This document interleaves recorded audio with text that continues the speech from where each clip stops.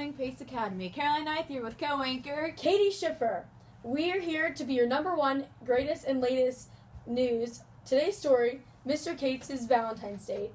He was spotted getting cozy with his wife at Houston's. Wait, what? Oops, must have handed you the wrong paper. Today's real top story is the rising amount of revolts spreading throughout Europe, all started by the change in government rule and territory by the Congress of Vienna. Stay tuned later to hear live reports on scene and interviews about the different revolutions occurring in Europe. We now have a live video call from a member of the Congress of Vienna. Clemens von Metternich of Austria is here with us to give us an idea about the Congress of Vienna and the background of these territorial revolutions.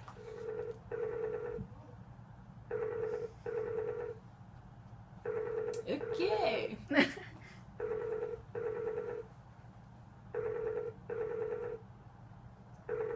Maybe we'll try again later. So apparently Metternich is too busy for us right now. Oh, here she is. Here he is. Ah, good day, sir, Metternich. Can you tell us a little bit about what the Congress is and how it's impacted Europe as of right now? The Congress was created as a conference of European ambassadors to settle issues arising from the previous French Revolution and the dissolution of the Holy Roman Empire. We really tried to stop Napoleon's spread of nationalism and resonate conservatism. As for myself, I truly am a huge fan of these conservatives.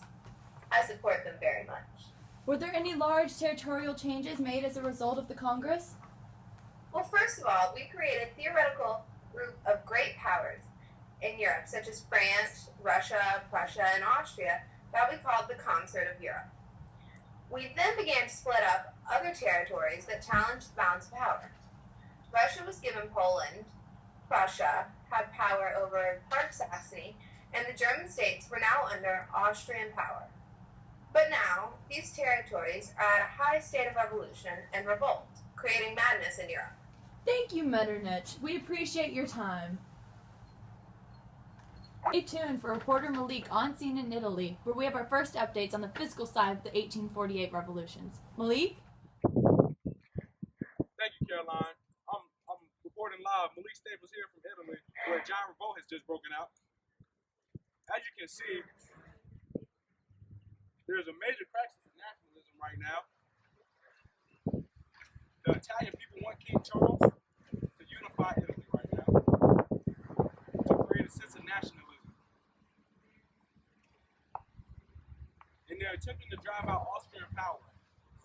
However, King Charles is not quite the man to unify Italy right now. Pope Pius, come here, holla at me! Can I get a few words? Sorry, I cannot talk too long. I must get going. The rebellion of the people in the state is an outrage. It's insane. People are fleeing the state in order to create a liberal and a national assembly. I do support the cause, but this is too much for me. Understandable. Wait, this is just in. Count Pellegrino Rossi, the liberal leader of the Papal States? No, he's been assassinated! By the radicals? Oh man! Don't worry, I've created a national assembly in order to appease the radicals and tone down the revolution. But I must get going. Thanks for the talk, Pope. Back to you, Caroline. Detailed report on the recent revolt. It seems as though now that the radicals are proclaiming a Roman Republic, they are recruiting Charles Albert to attack Austria, but he is defeated and Rome is now standing on his own. I'm just getting this now. Pope Pius IX is restored to power and has renounced his liberal views and has become an influential conservative. Wow, outstanding news. We now have an exclusive interview with a representative from the Frankfurt Assembly, which is an assembly made up of representatives from all German-speaking states gathered in St. Paul's Church to organize the German Confederation? Mm-hmm. Yeah. Here he is, a member and the head of assembly, Archduke John of Austria. Archduke, thank you for joining us. What is currently happening at the Frankfurt Assembly? What are you trying to accomplish, and what are your goals? Thank you for having me here. We are attempting to create a moderately liberal constitution for a united German state of all German speakers. And who is in favor of this new constitution? Well, the liberals prefer the idea of free labor, but they refuse to put protection on guilds because of their fear of the working class gaining power. Who will be a part of this united German-speaking state? We are hoping to include all nations of the German language, including Austria. However, many members of the Assembly are at a disagreement of the inclusion of Austria in our united Germany. But Austria will most likely not join anyways. At that point, our government must look elsewhere for leadership, like Prussia. Oh. Prussia's calling.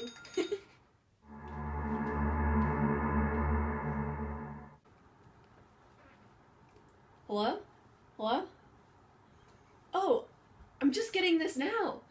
A new constitution has been made. The crown has been offered to King Frederick of Prussia, and it has been refused. This is an outrage. The German unification of a whole German state has failed. I must get back to settle this crisis. Well, thank you for joining us, Archduke. Job. This just in, an update on Habsburg Empire. My sources tell me that the revolutions in France has inspired many more than an empire. These revolutions are happening because of the empire's rejection of liberal institutions. Yes, and the society perpetuates serfdom. Even the empire's own powerhouse, Metternich, is pleading for reform. Riots are currently breaking out all around Vienna, Prague, and Hungary. Speaking of hungry, there's chicken tenders for lunch. Oh, that's our cue. Now time for a commercial break. You had riots in your town in 1848? Yes? Have these riots ruined your town? Yes? Is this cleanup too much for you to handle? Yes! Well, have no fear. The Riot Pros are here to clean up what radicals have destroyed. Tough mess? No big deal. We're here to help. Watch as we clear out all burned papers, graffiti, forgotten pitchforks, and anything else. Call 1-800-048-1848 today! And now, a live scene report with Brenner in Vienna. Take it away, Brenner. Thank you, Katie. This is madness. Magyar nationalist and member of the Hungarian Diet, Louis Kossuth, is politically attacking Austria in hopes for Hungarian independence from the Austrian Empire. As you can see, there are many people in the streets, and I can tell most of them are students. I presume that most of them were very inspired by Kossuth's speeches for independence. Excuse me, can we have a quick word with you? This is madness! Madness, I tell you! The army is trying to restore order, and we just now heard that Metternich is fleeing to England. Venia is not under any control. We want independence! Thank you for your time. It seems as though more serfs are fleeing into the streets and hope to get Austrian independence from Vienna. Wait, what? I'm just getting this now. We are getting news that all serfdom in Austria has been abolished. Wow. This must be because of the Habsburgs were more concerned with the uprising of the serfs in Vienna rather than urban revolts. Amazing! And I'm getting even more news just now about how urban riots in Vienna have inspired Magyars to revolt in Hungary. This is really madness. Back to you, Caroline. With some special inside interviews with citizens of different classes giving us their personal experiences with the 1848 revolutions. Mr. Canfield, as a wealthy aristocrat and as someone with such high status, what are your views on the revolutions of 1848? Was there a revolution in 1848? Where? In Europe. Where in Europe? In France. In Hungary. In Italy. I thought there was a revolution in 1789. Wasn't that the French Revolution? It's a different revolution. Well, why do they have so many revolutions in Europe? I don't understand this. I don't know. Is this for history, Mrs. Smith's history? No. Who is it for? Mr. Gates. Please say Mr. something. Gates is history? Okay. Thank you, Canfield. Thank you for your time. Hey, anytime. Dr. Dupree, what are your views on the revolutions of 1848 in Europe? Well, I mean, do you want serious views or do you want humorous views? Any views. Fascinating thing that the people of Europe went to the streets for all of the understandable reasoning following the Napoleonic adventure.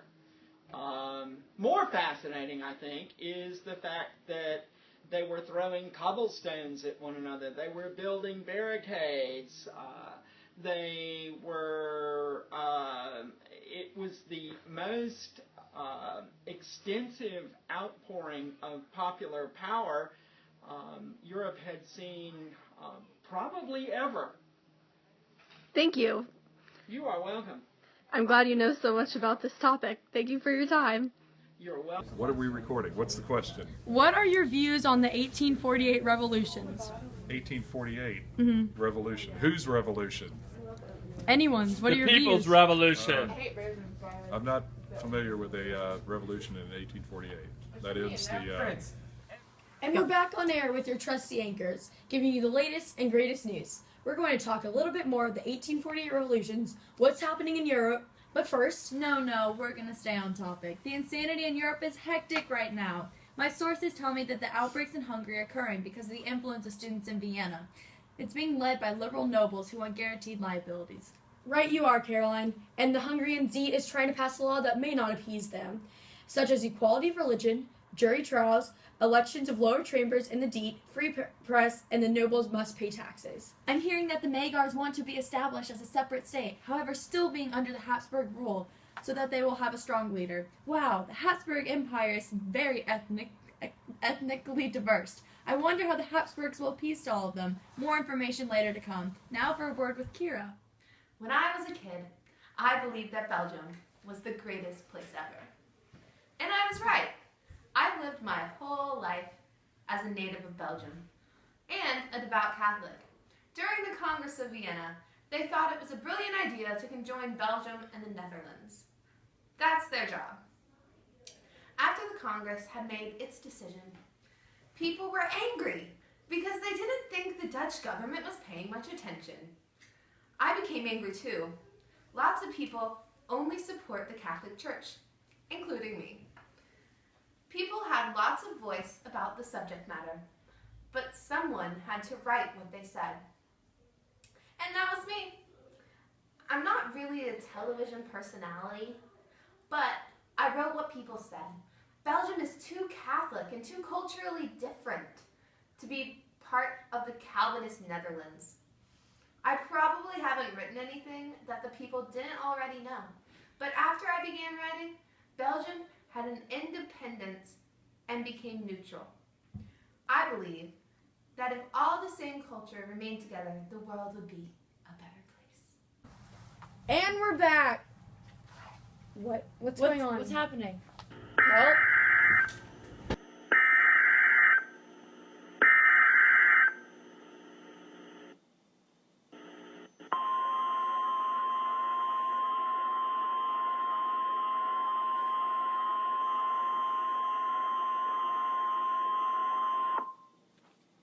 We interrupt our programming. This is a national emergency. The following message is transmitted under the request of the Prussian government. This is not a test. A massive disturbance has erupted in Berlin. King Frederick is allowing the Prussian Assembly to write a constitution for the unification of Germany. The assembly is democratic and the leader is liberal. The king is proclaiming a new constitution, including three-class voting, royal ministry responsible to the king only, army is directly loyal to monarch. Revolt should be stopping shortly. Other countries may be involved as well. For this reason, all residents of Prussian Empire are strongly encouraged to stay calm and await further news. So rude. Do you know we're filming? Oh, we're on. Oh, sorry. Where were we? Oh yeah, the latest crisis in Europe is in France, under the leadership of the Bourbon dynasty. These royals are ultra-conservative, leaving no room for liberals in France. The main issue is that Charles X of France is issuing the July ordinances, which suppresses all elections and does not allow any representation.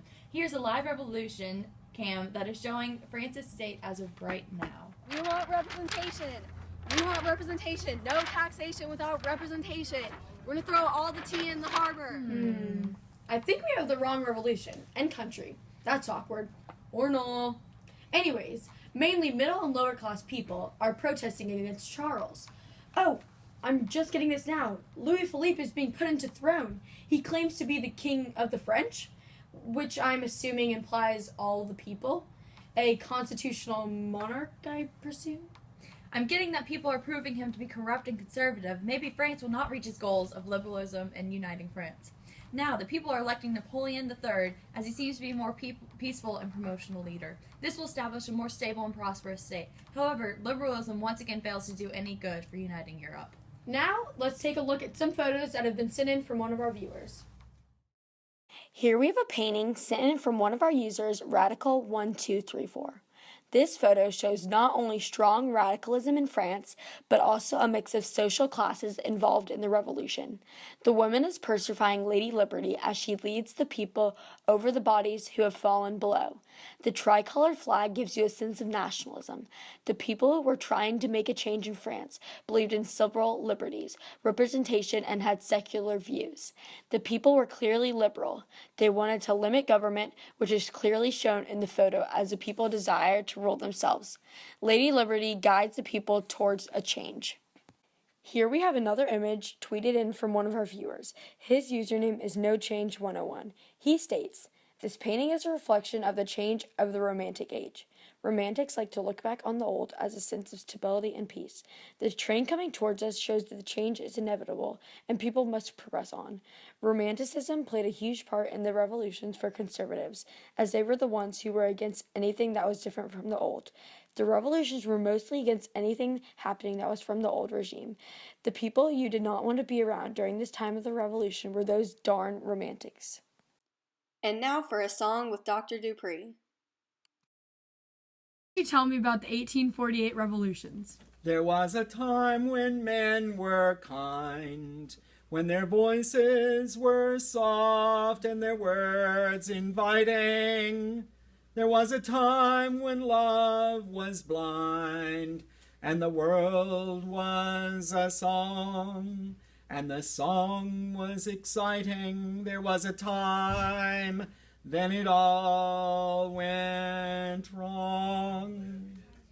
I dreamed a dream in time gone by, when hope was high and life worth living.